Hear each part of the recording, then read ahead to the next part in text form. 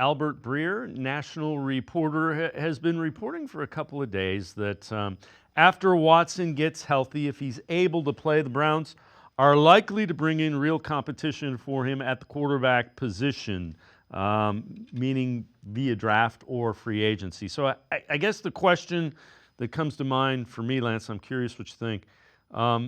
How easy or how tough of a sell do you think it would be to a veteran quarterback if you're going to say, hey, come in and compete with a guy that we are going to pay a boatload of money to?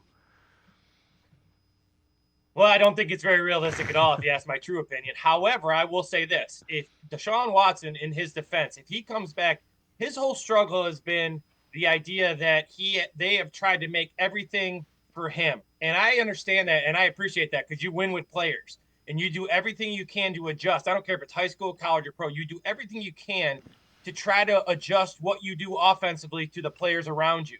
Now, Deshaun Watson has really struggled with that. I think Deshaun Watson can be very good in this system if he decides that he's going to run Kevin Stefanski's system. And if you're going to keep Kevin Stefanski as your head football coach, then you let Kevin Stefanski do what he does best.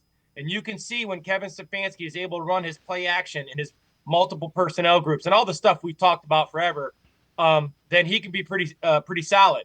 If they're not, and they're going to try to make it worth Watson, everything for Watson, then I think it's very unrealistic. If you say that I'm going to bring in a guy and we're going to run this, we're going to run our play action, we're going to run Stefanski's offense, then I think other guys can compete with him.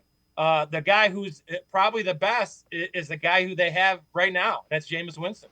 Yeah, and along that point, Albert Breer in that report also said, barring something catastrophic, he is hearing from his sources, and he's got a lot of them, that both Kevin Stefanski and Andrew Berry will be back with the Browns next year.